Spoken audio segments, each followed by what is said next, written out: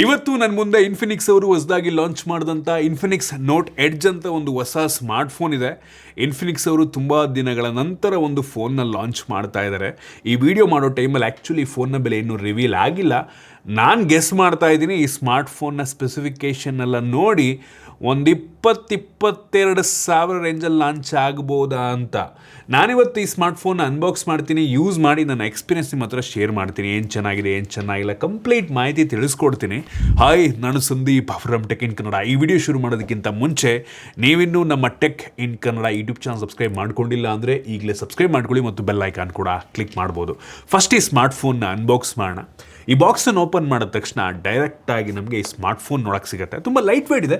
ಇದನ್ನು ಪಕ್ಕಕ್ಕಿಟ್ಟರೆ ಇದ್ರ ಕೆಳಗಡೆ ಇನ್ನೊಂದು ಸಣ್ಣ ಬಾಕ್ಸ್ ರೀತಿ ಇದೆ. ಅದನ್ನ ಮೇಲೆ ಕೆತ್ತಿದ್ರೆ ಒಂದು sim ejection pin, user manual, quick start guide ಮತ್ತು ವಾರಂಟಿ ಕಾರ್ಡು, ನಂತರ ಒಂದು ಸ್ಕ್ರೀನ್ ಗಾರ್ಡನ್ನು ಕೊಟ್ಟಿದ್ದಾರೆ. ಇದೆ ಟೆಂಪರ್ಡ್ ಗ್ಲಾಸು, ಹೆವಿ ಒಳ್ಳೆ ಕ್ವಾಲಿಟಿಯ ಟೆಂಪರ್ಡ್ ಗ್ಲಾಸು. ನಂತರ ಒಂದು ಬ್ಯಾಕ್ ಕವರ್, ರಬ್ಬರಿ ಫಿನಿಷನ್ನು ಹೊಂದಿರುವಂಥ ಒಂದು ಬ್ಯಾಕ್ ಕವರ್, ಚೆನ್ನಾಗಿದೆ ಕ್ವಾಲಿಟಿ. ಇದ್ರ ಕೆಳಗಡೆ 45 ವ್ಯಾಟಿಂದು ಒಂದು ಫಾಸ್ಟ್ ಚಾರ್ಜಿಂಗ್ ಅಡಾಪ್ಟ್ರು, ಕೊನೆಯದಾಗಿ ಒಂದು USB Type-C ಚಾರ್ಜಿಂಗ್ ಕೇಬಲ್ ಇದೆ, Type-C. ಇದನ್ನು ಬಿಟ್ಟರೆ ಬೇರೇನು ಸಹ ನಮಗೆ ಒಂದು ಬಾಕ್ಸ್ ಒಳಗೆ ಸಿಗ್ತಾ ಇಲ್ಲ. ಇನ್ನು ಡೈರೆಕ್ಟಾಗಿ ಸ್ಮಾರ್ಟ್ ಫೋನಿಗೆ ಬಂತು ಅಂದರೆ ಲಿಟ್ರಲಿ 22 ಸಾವಿರ ರೇಂಜಲ್ಲಿ ಲಾಂಚ್ ಆಗುವಂಥ ಸ್ಮಾರ್ಟ್ ಫೋನ್ ಅಂತ ಅನಿಸೋದೇ ಇಲ್ಲ. ಹೆವಿ ಪ್ರೀಮಿಯಂ ಲುಕ್ಕು, ಪ್ರೀಮಿಯಂ ಬೆಲ್ಡು, ತುಂಬ ಥಿನ್ ಆಗಿದೆ, ಕಾಂಪ್ಯಾಕ್ಟ್ ಆಗಿದೆ, ಕೈಗೆ ಗ್ರಿಪ್ ತುಂಬ ಸಕ್ಕತ್ತಾಗಿ ಕುತ್ಕೋತಾ ಇದೆ. 185 ಗ್ರಾಮ್ ವೇಟ್ ಇದೆ ಮತ್ತು ಕೇವಲ 7.2 mm ಥಿಕ್ನೆಸ್ಸನ್ನು ಹೊಂದಿರುವಂಥ ಸ್ಮಾರ್ಟ್ ಫೋನು. ಈ ಫೋನ್ನ ಫ್ರಂಟಲ್ಲಿ ಆನ್ ಮಾಡಿದ ತಕ್ಷಣ ಐಫೋನ್ ಅಂತ ಅನ್ನಿಸ್ಬಿಡ್ತು ನನಗೆ. ಅದೇ ರೀತಿ ನೋಡ್ತಾ ಇದ್ದಾರೆ, ವಾಲ್ಪೇಪರು ಆಲ್ಮೋಸ್ಟ್ ಹಂಗೆ ಇದೆ ಮತ್ತು ಕೆಳಗಡೆ ನಿಮಗೆ ಐಕಾನ್ಸ್ಗಳು ಕೂಡ ಅದೇ ರೀತಿ ಇದೆ. ಐಫೋನ್ ನೋಡ್ದಂಗೆ ಆಯಿತು ನನಗೆ. ಫ್ರಂಟಲ್ಲಿ ಗೊರಿಲ್ಲಾ ಗ್ಲಾಸ್ 7i ಪ್ರೊಡಕ್ಷನ್ ಸಿಗ್ತಾರೆ, ಸೂಪರ್ ವಿಷಯ ಆಯಿತಾ. ಕರ್ವ್ ಡಿಸ್ಪ್ಲೇ ಇದೆ, ಸಖತ್ ಪ್ರೀಮಿಯಮ್ಮು. ಒಂದು ಸಣ್ಣ ಪಂಚೋಲ್ ಕ್ಯಾಮ್ರಾ, ಬೆಸಲ್ಸ್ ಎಲ್ಲ ಯೂನಿಫಾರ್ಮ್ ಆಗೇ ಇದೆ, ಸಕ್ಕತ್ತಾಗಿ ಕಾಣುತ್ತೆ ಫ್ರಂಟಿಂದ. ಇನ್ನು ಈ ಫೋನ್ನ ಹಿಂದಕ್ಕೆ ಬಂತು ಅಂದರೆ ಪ್ಲಾಸ್ಟಿಕ್ ಬ್ಯಾಕು, ಅವರು ಇದಕ್ಕೆ ಸಿಲ್ಕ್ ಫೈಬರ್ ಫಿನಿಶ್ ಅಂತ ಕರೀತಾರೆ. ಒಂಥರ ಮ್ಯಾಟ್ ಫಿನಿಶ್ ಇರೋದ್ರಿಂದ ಸ್ಮಡ್ಜಸ್ ಆಗಲ್ಲ. ಕ್ಯಾಮ್ರಾ ಪಕ್ಕ ನಿಮಗೆ ಗ್ಲಾಸಿ ಫಿನಿಶ್ ಇದೆ, ಬಂಪು, ಸೊ ಅಲ್ಲಿ ನಿಮಗೆ ಸ್ಮಡ್ಜಸ್ ಆಗ್ಬೋದು. ಹಿಂದ್ಗಡೆ ನಾಮಕಾವಸ್ತೆ 2 ಕ್ಯಾಮ್ರಾ ಕೊಟ್ಟಿದ್ದಾರೆ, ಡ್ಯೂಯಲ್ LED ಫ್ಲ್ಯಾಶು. ಜೊತೆಗೆ ಇಲ್ಲಿ ನೋಡ್ತಾ ಇದ್ದಾರೆ RGB ಹ್ಯಾಲೋ ಲೈಟ್ ಅಂತ ಕರೀತಾರೆ ಆಯಿತಾ. ಕಸ್ಟಮೈಸ್ ಮಾಡ್ಕೊಬೋದು, ನೋಟಿಫಿಕೇಷನ್ LED ರೀತಿ ಕೆಲಸವನ್ನು ಮಾಡುತ್ತೆ. ನಮಗೆ ಈ ಫೋನಲ್ಲಿ ಪ್ಲಾಸ್ಟಿಕ್ ಫ್ರೇಮ್ ಸಿಗ್ತಾ ಇದೆ, USB Type-C ಪೋರ್ಟನ್ನು ಕೊಟ್ಟಿದ್ದಾರೆ, ಯಾವುದೇ ಹೆಡ್ಫೋನ್ ಜಾಕ್ ಇಲ್ಲ ಮತ್ತು ಡೆಡಿಕೇಟೆಡ್ SD ಕಾರ್ಡ್ ಸ್ಲಾಟ್ ಕೂಡ ಇಲ್ಲ. 2 ಸಿಮ್ಮನ್ನು ಹಾಕೊಬೋದು ಮತ್ತು IR ಬ್ಲಾಸ್ಟರ್ ಸಹ ಇದೆ ಮೇಲೆ, ಮತ್ತು ಸ್ಪೀಕರ್ ಗ್ರಿಲ್ಲು ಬಾಟಮ್ ಮತ್ತು ಟಾಪ್ 2 ಕಡೆನೂ ಇದೆ. ಇದ್ರ ಬಗ್ಗೆ ಆಮೇಲೆ ಮಾತಾಡ್ತೀನಿ. ಜೊತೆಗೆ ಈ ಫೋನಲ್ಲಿ ಒಂದು ಡೆಡಿಕೇಟೆಡ್ AI ಬಟನ್ನ ಕೊಟ್ಟಿದ್ದಾರೆ, ಕಸ್ಟಮೈಸ್ ಮಾಡ್ಕೊಬೋದು ಆಯಿತಾ. ಸೊ ನೀವು ಬೇಕು ಅಂದರೆ ಒಂದು ಅಪ್ಲಿಕೇಶನ್ ಅಥವಾ ಕ್ಯಾಮ್ರಾ ಓಪನ್ ಆಗೋ ರೀತಿ ಬೇಕಾದ್ರಿಂದ ನೀವು ಕಸ್ಟಮೈಸನ್ನು ಮಾಡ್ಕೊಬೋದು. ಮತ್ತು IP ರೇಟಿಂಗ್ ಇದೆ, IP65 ಡಸ್ಟ್ ಮತ್ತು ಸ್ಪ್ಲಾಶ್ ರೆಸಿಸ್ಟೆಂಟ್ ರೇಟಿಂಗ್ ನಮಗೆ ಸಿಗ್ತಾ ಇದೆ. ಮತ್ತು ಸದ್ಯಕ್ಕೆ 3 ಡಿಫ್ರೆಂಟ್ ಕಲರ್ ವೇರಿಯಂಟಲ್ಲಿ ಲಾಂಚ್ ಆಗ್ತಾ ಇದೆ. ಸೊ ನನಗಂತೂ ಈ ಫೋನಿಂದು ಡಿಸೈನ್ ಮತ್ತು ಬಿಲ್ಡ್ ಕ್ವಾಲಿಟಿ ಲುಕ್ ಎಲ್ಲ ಹೆವಿ ಇಂಪ್ರೆಸ್ ಮಾಡ್ತು. ಸಖತ್ ಪ್ರೀಮಿಯಮ್ ಆಗಿದೆ, ಯುನೀಕ್ ಆಗಿದೆ ಆಯಿತಾ. ಕಡಿಮೆ ದುಡ್ಡಿನ ಫೋನ್ ಅಂತ ನಿಜ ಅನ್ಸಲ್ಲ. ಇನ್ನು ಡಿಸ್ಪ್ಲೇಗೆ ಬಂದರೆ 6.78 ಇಂಚಿಂದು 3D curved ಅಮೋಲೆಡ್ display, 1.5K resolution, 120 Hz ಇಂದು ರಿಫ್ರೆಶ್ ರೇಟನ್ನು ಕೊಟ್ಟಿದ್ದಾರೆ. ಹೆವಿ ಬ್ರೈಟ್ ಆಗಿದೆ, 4500 ನಿಟ್ಸ್ನ ಪೀಕ್ ಬ್ರೈಟ್ನೆಸ್ಸು ಮತ್ತು 10 ಬಿಟ್ ಡಿಸ್ಪ್ಲೇ ಕ್ಲಾರಿಟಿ ನಂಗೆ ತುಂಬ ಇಷ್ಟ ಆಯ್ತು. ಈ ಪ್ರೈಸ್ ರೇಂಜಿಗೆ ಒಂದು ಒಳ್ಳೆ ಡಿಸ್ಪ್ಲೇ. ಇನ್ನು ಸ್ಟೋರೇಜ್ ವೇರಿಯಂಟಿಗೆ ಬಂತು ಅಂದರೆ 3 ವೇರಿಯಂಟಲ್ಲಿ ಲಾಂಚ್ ಆಗ್ತಾ ಇದೆ. ಅಪ್ ಟು 12 GB ಮತ್ತು 256 GB ಸ್ಟೋರೇಜ್ ತನಕ ಅವೈಲಬಲ್ ಇದೆ ಮತ್ತು ಎಕ್ಸ್ಟೆಂಡೆಡ್ ರ್ಯಾಮ್ ಆಪ್ಷನ್ ಸಹ ಇದೆ. ಇದರಲ್ಲಿರುವಂಥ ರ್ಯಾಮ್ ಟೈಪ್ LPDDR5X ಮತ್ತು UFS 2.2 storage. RAM type okay 5X, storage type ಕಡಿಮೆ ಆಯಿತು. ಇನ್ನು ಪರ್ಫಾರ್ಮೆನ್ಸಿಗೆ ಬಂತು ಅಂದರೆ ಡೈಮೆನ್ಸಿಟಿ 7100 ಪ್ರೊಸೆಸರ್ ಇದೆ. ಒಂದು ಲೆವೆಲ್ಲಿಗೆ ಪವರ್ಫುಲ್ ಆಗಿರುವಂಥ ಪ್ರೊಸೆಸರ್ ಅಂತಲೇ ಅನ್ಬೋದು. ನಮ್ಮ ದೇಶದ ಮೊಟ್ಟ ಮೊದಲ ಈ ಪ್ರೊಸೆಸರ್ನ ಹೊಂದಿರುವಂಥ ಸ್ಮಾರ್ಟ್ಫೋನು. ನಾವು ಅಂಥದ್ದು ಬೆಂಚ್ ಮಾರ್ಕನ್ನು ಚೆಕ್ ಮಾಡ್ದಂಗೆ 7,82,000 ರೇಟಿಂಗನ್ನು ಕೊಡ್ತಾ ಇದೆ. ಈ ರೇಟಿಂಗು ಇತ್ತೀಚಿನ ಸ್ಮಾರ್ಟ್ಫೋನ್ಗಳಿಗೆ ಕಂಪೇರ್ ಮಾಡಿಕೊಂಡ್ರೆ ಒಂದು ರೀತಿ ಕಡಿಮೆನೇ. 22 ಸಾವಿರ ರೂಪಾಯಿಗೆ ಒಂಥರ ನಾನು ಕಡಿಮೆ ಅಂತಲೇ ಅನ್ನಿಸ್ತು. ಇನ್ನೊಂದು 2-3 ಸಾವಿರ ಬಡ್ಜೆಟನ್ನು ಹಾಕಿದ್ರೆ ನಂಗೆ ಅನ್ನಿಸ್ದಂಗೆ ಇನ್ನೂ ಪವರ್ಫುಲ್ ಆಗಿರುವಂಥ ಸಿಗುತ್ತೆ. ನಂಗೆ ಗೊತ್ತಿಲ್ಲ ಎಷ್ಟಕ್ಕೆ ಲಾಂಚ್ ಆಗುತ್ತೆ ಅಂತ ನಾನು ಅನ್ಕೋತಾ ಇದ್ದೀನಿ. ಈ ಬಾಕ್ಸ್ ಮೇಲೆ ಆ್ಯಕ್ಚುಲಿ 8 GB 128 GB ಸ್ಟೋರೇಜ್ ವೇರಿಯಂಟಿಗೆ ಬಾಕ್ಸ್ ಮೇಲೆ 30,000 ಇದೆ. ನಾನು ಅನ್ಕೋತಾ ಇದ್ದೀನಿ ಮೋಸ್ಟ್ಲಿ ಆ ವೇರಿಯಂಟ್ ಒಂದು 25 ರೇಂಜಲ್ಲಿ ಲಾಂಚ್ ಆಗಿ ಬೇಸ್ ವೇರಿಯಂಟು ಒಂದು 22 ಅಂತ ನನ್ನ ಗೆಸ್ಸು. ಇನ್ನೂ ಕಡಿಮೆಗೆ ಲಾಂಚ್ ಆದರೆ ಒಳ್ಳೆಯದು, ನೋಡಿ ಎಷ್ಟಕ್ಕೆ ಲಾಂಚ್ ಆಗುತ್ತೆ ಅಂತ. ಈ ಬೆಂಚ್ ಮಾರ್ಕ್ ಮಾಡೋ ಟೈಮಲ್ಲಿ ಬ್ಯಾಟ್ರಿ ಡ್ರೈನ್ ಮತ್ತು ಟೆಂಪ್ರೇಚರ್ ವೇರಿಯೇಷನ್ ಎರಡನ್ನೂ ಕೂಡ ಚೆಕ್ ಮಾಡಿದ್ವು. ಬ್ಯಾಟ್ರಿ ಡ್ರೈನು ಒಂದು 6-7% ಆಯಿತು, ನಾರ್ಮಲ್ ಅದು. ಮತ್ತು ಟೆಂಪ್ರೇಚರ್ ವೇರಿಯೇಷನ್ ಮ್ಯಾಕ್ಸಿಮಮ್ 48 ಡಿಗ್ರಿ ಸೆಲ್ಸಿಯಸ್ಗೆ ಹೋಯಿತು. ಸೊ ಸ್ವಲ್ಪ ಲೈಟ್ ಬಿಸಿ ಫೀಲ್ ಆಗ್ಬೋದು. 48 ತುಂಬ ಜಾಸ್ತಿ ಅಲ್ಲ ಇತ್ತೀಚಿನ ಫ್ಲ್ಯಾಗ್ಶಿಪ್ ಫೋನ್ಗಳು ನೋಡಿದ್ರೆ. ಬಟ್ ಈ ಪ್ರೊಸೆಸರ್ಗೆ 48 ಜಾಸ್ತಿನಾ ಅಂತೆಲ್ಲ ಒಂದು ಕಡೆ ಅನ್ನಿಸ್ತು ನನಗೆ. ಇನ್ನೂ ಈ ಫೋನಿಂದು ಗೀಕ್ ಬೆಂಚ್ ಸ್ಕೋರ್ನ ಕೂಡ ನಾನು ನಿಮಗೆ ತೋರಿಸ್ತಾ ಇದ್ದೀನಿ.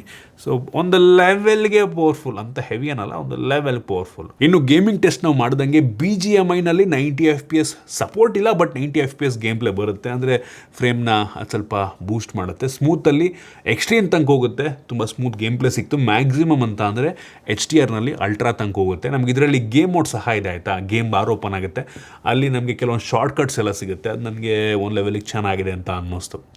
ಇನ್ನು ನಾನು ಹೇಳೋದಾದರೆ ಈ ಪ್ರೊಸೆಸರ್ನಲ್ಲಿ ಆಲ್ಮೋಸ್ಟ್ ಎಲ್ಲ ಗೇಮನ್ನು ಒಂದು ಲೆವೆಲಿಗೆ ಮಿಡ್ ಸೆಟ್ಟಿಂಗಲ್ಲಿ ಆಡ್ಕೊಬೋದು. ಹಂಗಂತ ಫ್ಲ್ಯಾಗ್ಶಿಪ್ ಲೆವೆಲ್ ಪರ್ಫಾರ್ಮೆನ್ಸನ್ನು ಎಕ್ಸ್ಪೆಕ್ಟ್ ಮಾಡೋದಕ್ಕೆ ಹೋಗಬೇಡಿ. ಇನ್ನು ಕ್ಯಾಮ್ರಾಗೆ ಬಂತು ಅಂದರೆ ಈ ಫೋನ್ನ ಹಿಂದೆ ನಾಮಕಾವಸ್ತಿ 2 ಕ್ಯಾಮ್ರಾ ಇದೆ. 50 MP ಮೇನ್ ಸೆನ್ಸರ್, ಇನ್ನೊಂದು ಯಾವ ಸೆನ್ಸರ್ ಅಂತ ಗೊತ್ತಿಲ್ಲ, ಹೇಳೇ ಇಲ್ಲ ಅವರು. ಡೆಪ್ ಸೆನ್ಸಾರಾ ಅಥವಾ AI ಸೆನ್ಸಾರಾ ಏನೋ ಒಂದಿದೆ. ಒಟ್ಟಿಗೆ ಮೇನ್ ಸೆನ್ಸರ್ ತೆಗೆಯುವಂಥ ಫೋಟೋ ಒಂದು ಲೆವೆಲಿಗೆ ಚೆನ್ನಾಗಿದೆ. ಸ್ಯಾಂಪಲ್ ನಾನು ನಿಮಗೆ ತೋರಿಸ್ತಾ ಇದ್ದೀನಿ. ಇದರಲ್ಲಿ ಯಾವುದೇ ಆಪ್ಟಿಕಲ್ ಇಮೇಜ್ ಸ್ಟೆಬಿಲೈಸೇಷನ್ ಇಲ್ಲ. ಒಟ್ಟಿನಲ್ಲಿ ಔಟ್ಪುಟ್ಟು ಲೋ ಲೈಟಲ್ಲೂ ಕೂಡ ಒಂದು ಲೆವೆಲಿಗೆ ಚೆನ್ನಾಗಿದೆ ಅಂತೀನಿ. ಸೊ ಆ ಶಾರ್ಟ್ಸ್ ನಾನು ನಿಮಗೆ ತೋರಿಸ್ತೀನಿ ನೋಡಿ. ನನಗೆ ಈವನ್ ಝೂಮ್ ಮಾಡಿದ್ರು ಕ್ವಾಲಿಟಿ ರೀಟರ್ನ್ ಆಗಿದೆ. ಕಲರ್ಸ್ ಎಲ್ಲ ಕೆಲವೊಂದು ಕಡೆ ನಿಮಗೆ ಸ್ಯಾಚುರೇಷನ್ ಜಾಸ್ತಿ ಅಂತ ಅನ್ನಿಸ್ಬೋದು. ಸೊ ಒಟ್ಟಿನಲ್ಲಿ ಈ ಬೆಲೆಗೆ ಓಕೆ ಅಂತೀನಿ ಆಯಿತಾ. ಹೆವಿ ಇಂಪ್ರೆಸಿವ್ ಅಂತ ಅನ್ನಲ್ಲ. ನಿಮಗೆ ಸಿಮಿಲರ್ ಕ್ವಾಲಿಟಿ ಒಂದು ಕೆಲವೊಂದು 18,000 ರೂಪಾಯಿ ಫೋನಲ್ಲೂ ಕೂಡ ಸಿಗುತ್ತೆ. ಹಂಗಂತ ಈ ಪ್ರೈಸ್ ರೇಂಜಿಗೆ ಅನ್ಬಿಲಿಯಬಲ್ ಫೋಟೋ ಸ್ಯಾಂಪಲ್ ಅಂತ ಅನ್ನಲ್ಲ. ಸೊ ಚೆನ್ನಾಗಿದೆ, ಅಂತ ಕೆಡ್ದಾಗೂ ಇಲ್ಲ, ಚೆನ್ನಾಗಿದೆ. ಆ ಸ್ಯಾಂಪಲ್ ನೋಡಿ ನೀವು ಜಡ್ಜ್ ಮಾಡ್ಬೋದು. ಓಕೆ ಅಂತೀನಿ. ಕ್ಯಾಮ್ರಾ ಇನ್ನೊಂದು ವೈಡ್ ಆ್ಯಂಗಲ್ ಕ್ಯಾಮ್ರಾ ಕೊಟ್ಟಿರು ಚೆನ್ನಾಗಿರೋದು, ಬಟ್ ಕೊಟ್ಟಿಲ್ಲ ಸಿಂಗಲ್ ಕ್ಯಾಮ್ರಾ. ಇನ್ನು ಫ್ರಂಟ್ ಕ್ಯಾಮ್ರಾ 13 MP ಇದೆ. ಸೆಲ್ಫಿ ಕ್ಯಾಮ್ರಾ ಓಕೆ, ನನಗೇನೋ ಅಂಥ ಹೆವಿ ಏನೋ ಸೂಪರಾಗಿದೆ, ಅಷ್ಟೊಂದು ವೈಡ್ ಆಗಿದೆ ಅಂತ ಅನ್ನಿಸ್ತಿಲ್ಲ. ಸೊ ಸುಮಾರಾಗಿದೆ. ಮುಖಕ್ಕೊಂದು ಸ್ವಲ್ಪ ಇನ್ನೊಂಚೂರು ಮೇಕಪ್ ಹಾಕಿದರೆ ನಂಗೆ ಅನ್ನಿಸ್ದಂಗೆ ತುಂಬ ಜನಕ್ಕೆ ಇಷ್ಟ ಆಗ್ತಿತ್ತೇನೋ. ಸೊ ಅಂದರೆ ಕ್ಲಾರಿಟಿ ಓಕೆ, ಝೂಮ್ ಮಾಡಿದ್ರೆ ಒಂದು ಲೆವೆಲಿಗೆ ಡೀಟೇಲ್ಸ್ ಇದೆ. ಒಟ್ಟಿಗೆ ಇನ್ನೂ ಒಂದು ಸ್ವಲ್ಪ ಮೇಕಪ್ ಮಾಡಿ ಆ್ಯಡ್ ಮಾಡ್ಬೋದು ಬೇಕು ಅಂದರೆ ಫಿಲ್ಟರ್ಸ್ನ. ವಿತೌಟ್ ಫಿಲ್ಟರ್ ತೆಗೆದಿರೋ ಫೋಟೋ ಅದು. ಸೊ ಇದು ಕೂಡ ಓಕೆ ಅಂತೀನಿ. ಇನ್ನು ಇದನ್ನು ಬಿಟ್ಟರೆ ನಮಗೆ ಲೈವ್ ಫೋಟೋಸ್ ಆಪ್ಷನ್ ಸಿಗ್ತಾ ಇದೆ ಆಯಿತಾ. ಸೊ ಅದೊಂದು ಇಂಟ್ರೆಸ್ಟಿಂಗ್ ಅನ್ನಿಸ್ತು. ಕ್ಯಾಮ್ರಾ UI ಯೂಸರ್ ಫ್ರೆಂಡ್ಲಿ ಇದೆ, ಸಿಂಪಲ್ ಆಗಿದೆ, ಪರವಾಗಿಲ್ಲ. ಮತ್ತು ವಿಡಿಯೋಗ್ರಫಿಯಲ್ಲಿ ನಿಮಗೆ ಫ್ರಂಟು ಮತ್ತು ಬ್ಯಾಕ್ ಎರಡೂ ಸಹ 2K 30 FPS ರೆಕಾರ್ಡ್ ಮಾಡುತ್ತೆ. 4K 30 ಕೊಟ್ಟಿದ್ರೆ ಚೆನ್ನಾಗಿರೋದು, ಬಟ್ ಇಲ್ಲ. ಫ್ರಂಟ್ ಟು ಬ್ಯಾಕ್ ಎರಡು 2K ರೆಸೊಲ್ಯೂಷನ್, ಅಂದರೆ ಫುಲ್ HD ಸ್ವಲ್ಪ ಜಾಸ್ತಿ ರೆಸೊಲ್ಯೂಷನ್ ಇರುತ್ತೆ ಅಷ್ಟೇ. ಇನ್ನು ಕ್ಯಾಮ್ರಾ AI ಫೀಚರ್ ನಮಗೆ ಗ್ಯಾಲರಿ ಒಳಗೆ ಸಿಗ್ತಾ ಇದೆ. ಸೊ ಎಲ್ಲ ಬೇಸಿಕ್ ಎಡಿಟಿಂಗ್ ಫೀಚರ್ಗಳು ನಮಗೆ ಸಿಗ್ತಾ ಇರೋದು. ಎರೇಸರು, ಆಮೇಲೆ ಪೋರ್ಟ್ರೇಟ್ ಸ್ಟುಡಿಯೋ, ಆಮೇಲೆ ಫೋಟೋನ ಎಕ್ಸ್ಟೆಂಡ್ ಮಾಡೋದು, ಈ ಎಲ್ಲ ಫೀಚರ್ ಗ್ಯಾಲರಿ ಒಳಗೆ ಸಿಗ್ತಾ ಇದೆ. ಸೊ ಓಕೆ, ಅವಶ್ಯಕತೆ ಇರುವಂಥದ್ದನ್ನು ಕೊಟ್ಟಿದ್ದಾರೆ.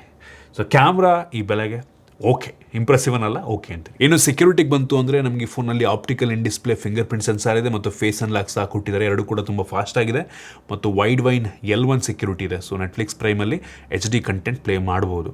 ಬ್ಯಾಟ್ರಿಗೆ ಬಂತು ಅಂದರೆ ನಂಗೆ ಅನ್ನಿಸ್ದಂಗೆ ಹೆವಿ ಇಂಪ್ರೆಸಿವ್ ಅಂತೀನಿ. ಇಷ್ಟು ತಿನ್ನಾಗಿದ್ರೂ ಸಹ ಈ ಸ್ಮಾರ್ಟ್ಫೋನಲ್ಲಿ 6500 mAh ಕೆಪಾಸಿಟಿಯ ದೊಡ್ಡ ಬ್ಯಾಟ್ರಿಯನ್ನು ಕೊಟ್ಟಿದ್ದಾರೆ. ಸೂಪರ್ ಅಂತೀನಿ. ಮತ್ತು ಬಾಕ್ಸ್ ಒಳಗೆ 45 ವ್ಯಾಟಿಂದು ಫಾಸ್ಟ್ ಚಾರ್ಜರ್ ಇದೆ. ಮತ್ತು ಅವ್ರು ಹೇಳೋ ಪ್ರಕಾರ ಈ ಫೋನಿನ ಬ್ಯಾಟ್ರಿ ನೀವು ಆರಾಮಾಗಿ 6 ವರ್ಷ ಯೂಸ್ ಮಾಡಿದ್ರೂ ಡಿಗ್ರೇಡ್ ಸ್ವಲ್ಪ ಕಡಿಮೆ ಆಗುತ್ತೆ ಅಂತ ಅಂತಾರೆ. ಸೊ ಒಳ್ಳೆಯದು. ಮತ್ತು ಡಿಫ್ರೆಂಟ್ ಚಾರ್ಜಿಂಗ್ ಸ್ಪೀಡ್ ಮೋಡ್ಸ್ಗಳು ಸಹ ಇದೆ. ನೀವು ಸ್ಮಾರ್ಟ್ ಚಾರ್ಜ್ ಬೇಕಾದ್ರೆ ಮಾಡ್ಬೋದು, ಲೋ ಟೆಂಪ್ರೇಚರ್ನ ಜಾಸ್ತಿ ಹೀಟ್ ಆಗದಿರೋ ರೀತಿ ಕೂಡ ನೀವು ಆಪ್ಷನ್ನ ಸೆಲೆಕ್ಟ್ ಮಾಡ್ಕೊಂಡು ಚಾರ್ಜ್ ಮಾಡ್ಕೊಬೋದು. ಇನ್ನು OS-ಗೆ ಬಂತು ಅಂದರೆ out of the box Android 16 ನಮಗೆ ಸಿಗ್ತಾ ಇದೆ. ಸೂಪರ್ ವಿಷಯ. XOS 16 ಇದೆ, ಅದು ಇನ್ಫಿನಿಕ್ಸ್ ಅವ್ರದ್ದೇ OS. ಅವರೇ ಕನ್ಫರ್ಮ್ ಮಾಡಿರೋ ಪ್ರಕಾರ ಈ ಫೋನ್ಗೆ 3 ವರ್ಷಗಳ OS ಅಪ್ಡೇಟು ಮತ್ತು 5 ವರ್ಷಗಳ ಸೆಕ್ಯೂರಿಟಿ ಪ್ಯಾಚನ್ನು ಕೊಡ್ತಾರಂತೆ. ಈ OS-ನ ಹೋಮ್ ಸ್ಕ್ರೀನ್ ನೋಡಿದ್ರೆ ಐಫೋನ್ ನೋಡ್ದಂಗೆ ಆಗುತ್ತೆ. ಐಕಾನ್ಸ್ಗಳು ಕೂಡ ಅದೇ ರೀತಿ ಇದೆ. ಮೇಲ್ಗಡೆ ಟಾಸ್ಕ್ ಬಾರ್ ಓಪನ್ ಮಾಡಿದ್ರು ಕೂಡ ಐಫೋನ್ ರೀತಿಯಲ್ಲೇ ಅನಿಸುತ್ತೆ. ಸೆಟ್ಟಿಂಗ್ ಓಪನ್ ಮಾಡಿದ್ರು ಐಫೋನ್ ರೀತಿಯಲ್ಲೇ ಅನಿಸುತ್ತೆ. ಐಫೋನ್ನೇ ಕಾಪಿ ಮಾಡ್ದಂಗಿದೆ. ಸೊ ಸಕ್ಕಲ ಕಾಣೋದು, ಹೆವಿ ಪ್ರೀಮಿಯಂ. ಈ ಒಂದು ವಾಲ್ಪೇಪರು ಹಂಗೆ ಇದೆ, ನೋಡ್ತಾ ಲಾಕ್ ಸ್ಕ್ರೀನ್ ಕೂಡ ನಿಮ್ಗೆ ಹಂಗೆ ಅನಿಸುತ್ತೆ. ಸೊ ಬೆಂಕಿ ಮಾತ್ರ. ಮತ್ತು ಕೆಲವೊಂದು ಬೇಡದಿರೋಂಥ ಅಪ್ಲಿಕೇಶನ್ ಇದೆ, ಅನ್ಇನ್ಸ್ಟಾಲ್ ಮಾಡ್ಕೊಬೋದು. ಕಸ್ಟಮೈಸೇಷನ್ ಆಪ್ಷನ್ ಇದೆ, ಸ್ಮೂತಾಗುವಂಥ ಕೆಲಸವನ್ನು ಮಾಡ್ತಾ ಇದೆ. ಹೋಮ್ ಸ್ಕ್ರೀನಲ್ಲಿ ಹ್ಯಾಲೋ ಲೈಟಿಂಗ್ಗೆ ಶಾರ್ಟ್ಕಟ್ ಇದೆ. ಹಿಂದ್ಗಡೆ ನೋಟಿಫಿಕೇಷನ್, ಕಸ್ಟಮೈಸೇಷನ್ ಆಪ್ಷನ್ ಎಲ್ಲ ನಿಮಗೆ ತುಂಬ ಚೆನ್ನಾಗಿ ಕೊಟ್ಟಿದ್ದಾರೆ. ಸೊ ಒಟ್ಟಿನಲ್ಲಿ OS ಚೆನ್ನಾಗಿದೆ, ಪರವಾಗಿಲ್ಲ. ಸಖತ್ ಇಂಪ್ರೆಸ್ ಮಾಡ್ತು ಗುರು. ಐಫೋನ್ ಇಟ್ಕೊಂಡಂಗೆ ಅನಿಸುತ್ತೆ, ನೋಡ್ಬಿಟ್ರೆ ಯಾರು ಐಫೋನ್ ಅಂದ್ಬಿಡ್ತಾರನಪ್ಪ, ಹಂಗೆ ಇದೆ. ಇನ್ನು AI ಫೀಚರಿಗೆ ಬಂತು ಅಂದರೆ ನಮ್ಗೆ ಇದರಲ್ಲಿ ಡೆಡಿಕೇಟೆಡ್ AI ಬಟನ್ನ ಕೊಟ್ಟಿದ್ದಾರೆ. ಇದನ್ನು ಕಸ್ಟಮೈಸ್ ಕೂಡ ಮಾಡ್ಕೊಬೋದು. ಲಾಂಗ್ ಪ್ರೆಸ್ ಮಾಡಿದ್ರೆ ಇನ್ಫಿನಿಕ್ಸಿಂದು ಫ್ಲ್ಯಾಶ್ ಮೆಮೊ ಅಂತ ಸ್ಕ್ರೀನಲ್ಲಿ ಏನಿರುತ್ತೆ ಅದನ್ನು ಸ್ಟೋರ್ ಮಾಡ್ಕೊಂಡು ಅದನ್ನು ಸಮ್ಮರೈಸ್ ಮಾಡಿ ಇಟ್ಕೊಳ್ಳುತ್ತೆ. ಸೊ ಬೇರೆ ಬೇರೆ ಫೋನಲ್ಲೂ ಕೂಡ ಜರ್ನಲ್ ಅನ್ನೋ ರೀತಿ ಇನ್ನೊಂದು ಹೆಸರಲ್ಲಿದೆ. ಸೊ ಅದನ್ನೇ ಇವರು ಕೂಡ ಕೊಟ್ಟಿದ್ದಾರೆ. ಇದನ್ನು ಬಿಟ್ಟರೆ ನಮಗೆ AI ವಾಲ್ಪೇಪರ್ನ ಜನ್ರೇಟ್ ಮಾಡುವಂಥದ್ದು, ಥೀಮನ್ನು ಜನ್ರೇಟ್ ಮಾಡುವಂಥದ್ದು, note assist, voice assist, circle search, ಈ ರೀತಿ ಎಲ್ಲ ಫೀಚರ್ಗಳು ಕೂಡ ನಮಗೆ ಸಿಗ್ತಾ ಇದೆ. ಮತ್ತು ಆಗಲೇ ನಂಗೆ ಈ ಬಟನ್ನ ಕಸ್ಟಮೈಸ್ ಮಾಡ್ಕೊಬೋದು ಆಯಿತಾ. ಸೊ ಯಾವುದೋ ಒಂದು ಅಪ್ಲಿಕೇಶನ್ ಓಪನ್ ಆಗೋ ಥರ ಬಟನ್ನ ಪ್ರೆಸ್ ಮಾಡಿದ ತಕ್ಷಣ, ಅಥವಾ ಅಪ್ಲಿಕೇಶನ್ ಒಳಗಡೆ ನಿಮಗೆ ಕೆಲವೊಂದು ಸಬ್ ಮೆನ್ಯೂ ಇರ್ತಾವೆ ಗೊತ್ತಾ. ಸೊ ಯೂಟ್ಯೂಬ್ ಓಪನ್ ಆಗಿ ಸರ್ಚ್ ಆಪ್ಷನ್ ಓಪನ್ ಆಗೋ ರೀತಿ ಡೈರೆಕ್ಟಾಗಿ, ಸೊ ಆ ರೀತಿ ಬೇಕಾದ್ರೆ ನೀವು ಕಸ್ಟಮೈಸನ್ನು ಮಾಡ್ಕೊಬೋದು. ಸೊ ಇನ್ನು speaker, stereo speaker bottom firing ಒಂದು, ಇಯರ್ ಪೀಸ್ ಹತ್ರ ಇನ್ನೊಂದು ಸ್ಪೀಕರ್ ಇದೆ ಮೇಲ್ಗಡೆ. ಸ್ಪೀಕರ್ನ ಕ್ಲಾರಿಟಿ ಚೆನ್ನಾಗಿದೆ. ಇದು JBL ಅವರು ಟ್ಯೂನ್ ಮಾಡಿರುವಂಥ ಸ್ಪೀಕರು. ಸೊ ಹೈರೆಸ್ ಆಡಿಯೋನ ಇದು ಸಪೋರ್ಟ್ ಮಾಡುತ್ತೆ. ಒಟ್ಟಿನಲ್ಲಿ ಇನ್ನೂ ಸ್ವಲ್ಪ ಜೋರಾಗಿದ್ದಿದ್ರೆ ಸ್ಪೀಕರ್ ಚೆನ್ನಾಗಿರೋದು. ಸ್ಪೀಕರ್ ಅಷ್ಟೊಂದು ಜೋರಾಗಿ ಕೇಳುತ್ತೆ ಅಂತ ಅನ್ನಿಸ್ತಿಲ್ಲ. ಇನ್ನು ಕನೆಕ್ಟಿವಿಟಿಗೆ ಬಂತು ಅಂತ ಅಂದರೆ ಡ್ಯುಯಲ್ ಬ್ಯಾಂಡ್ ವೈಫೈ 5 ಸಪೋರ್ಟ್ ಇದೆ. ಬ್ಲೂಟೂತ್ 5.4 ಕೊಟ್ಟಿದ್ದಾರೆ. NFC ಸಹ ಇದೆ ಆಯಿತಾ. So okay. ಮತ್ತು ಇನ್ನೊಂದೇನೆಂದರೆ ಇದರಲ್ಲಿ ಫೈಲ್ ಶೇರಿಂಗು ಆಪ್ಷನ್ ತುಂಬ ಚೆನ್ನಾಗಿದೆ ಅನ್ನಿಸ್ತು. ಆಪಲ್ಗೂ ಸಹ, ಅಂದರೆ ಆಪಲ್ಗೆ ಒಂದು ಅಪ್ಲಿಕೇಶನ್ ಇನ್ಸ್ಟಾಲ್ ಮಾಡ್ಕೊಬೇಕಾಗುತ್ತೆ ಐಫೋನಿಗೆ. ಸೊ ಆಪಲ್ ಡಿವೈಸ್ಗೂ ಸಹ ಫೈಲ್ ಶೇರ್ನ ಫ್ಲಾಲೆಸ್ ಆಗಿ ಮಾಡ್ಬೋದು. ಮತ್ತು ಅಲ್ಟ್ರಾ ಲಿಂಕ್ ಅಂತೇನೋ ಒಂದು ಆಪ್ಷನ್ ಇದೆ ಅಂತೆ ಆಯಿತಾ. ಸೊ ಬ್ಲೂಟೂತ್ ಮುಖಾಂತರ ಲೋಕಲಿ ಕಾಲ್ನ ಮಾಡ್ಬೋದು, ವಿತೌಟ್ ನೀವು ಸಿಮ್ ಹಾಕ್ದೇ, ಇಂಟರ್ನೆಟ್ ಇಲ್ದೇ ಬ್ಲೂಟೂತ್ ಮುಖಾಂತರ. ಅದು ಮೋಸ್ಟ್ಲಿ ಎನೇಬಲ್ ಆಗಿದೆಯಲ್ಲ ಗೊತ್ತಿಲ್ಲ. ಸೊ ನಮಗೆ ಅದು ಫೀಚರ್ ಸಿಗ್ತಾಯಿಲ್ಲ. ಸೊ ಆ ಒಂದು ಫೀಚರ್ ಇದರಲ್ಲಿ ಇದೆಯಂತೆ. ಮೋಸ್ಟ್ಲಿ ನೆಕ್ಸ್ಟ್ ಅಪ್ಡೇಟಲ್ಲಿ ಅದನ್ನು ಎನೇಬಲ್ ಮಾಡಬಹುದೇನೋ. ಸೊ ಈ ರೀತಿ ಕೆಲವೊಂದು ಇಂಟ್ರೆಸ್ಟಿಂಗ್ ಫೀಚರ್ಗಳು ಸಹ ಇದೆ. ಇದಿಷ್ಟು ಈ ಫೋನ್ನ ಕೆಲವೊಂದು ಮೇಯ್ನ್ ಫೀಚರ್ಸ್. ನೀವು ಹಾಗಾದರೆ ಕೇಳ್ಬೋದು, ಈ ಫೋನ್ನ 20-21 ಸಾವಿರ ರೇಂಜಿಗೆ ಪರ್ಚೇಸ್ ಮಾಡ್ಬೋದಾ ಅಂತ. ನಾನಂತೀನಿ ಈ ಫೋನ್ನ ಲುಕ್ಕು ಎಲ್ಲ ಇಷ್ಟ ಆಯಿತು. ಪರ್ಫಾರ್ಮೆನ್ಸ್ ಬೆಟರ್ ಇರ್ಬೋದಾಗಿತ್ತು. ಕ್ಯಾಮ್ರಾ ಓಕೆ, ಡಿಸ್ಪ್ಲೇ ಚೆನ್ನಾಗಿದೆ.